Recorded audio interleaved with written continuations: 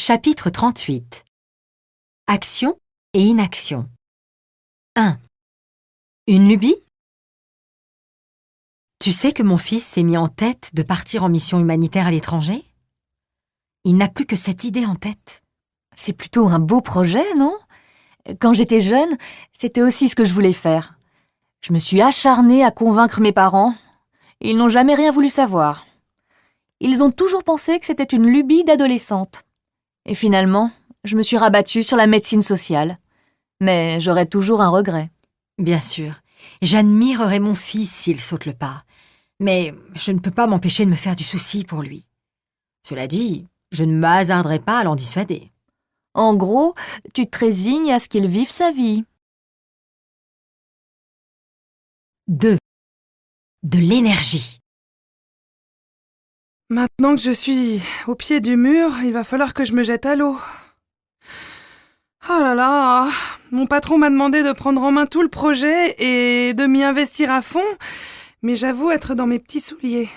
Eh ben, tu vas déployer toute ton énergie et je suis convaincu que cela sera couronné de succès. Mais pourquoi cette décision?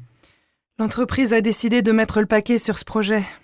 L'équipe va travailler d'arrache-pied pour présenter un résultat d'ici le 31 octobre. Et ce sera à moi de tout gérer en plus du reste. Le problème, c'est que je ne peux pas être au four et au moulin. C'est certain, tu peux pas être partout, mais te connaissant, tu vas t'atteler à la tâche et redoubler d'efforts. Je sais. Quand faut y aller, faut y aller. 3. Un rapport bâclé. J'ai lu le rapport de Jules qui ne s'est pas foulé. C'est toujours la même chose, de belles idées, de grandes théories, mais quand il s'agit de rédiger un texte bien structuré, il n'y a plus personne. J'ai déjà remarqué qu'il ne se cassait pas la tête.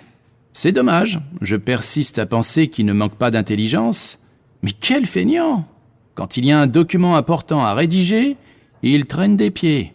Il a un poil dans la main, je ne te dis pas. Donc, c'est sur moi que cela retombe et il faudra que j'élabore un nouveau texte. Franchement, je m'en passerai. J'ai d'autres chats à fouetter en ce moment. Tu sais ce qu'il y a de drôle? Stéphanie avait en tête de lui confier un nouveau projet, mais elle a fait machine arrière en se rendant compte de ce qui se passait.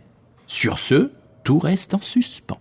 Et elle ne s'est même pas donné la peine de proposer un autre nom. 4. La flemme. Il faudrait que j'appelle Valérie pour l'aider à déménager, mais j'ai la flemme. Évidemment, tu préfères te la couler douce. Mais à force de ne pas tenir parole, ça va te jouer de mauvais tours.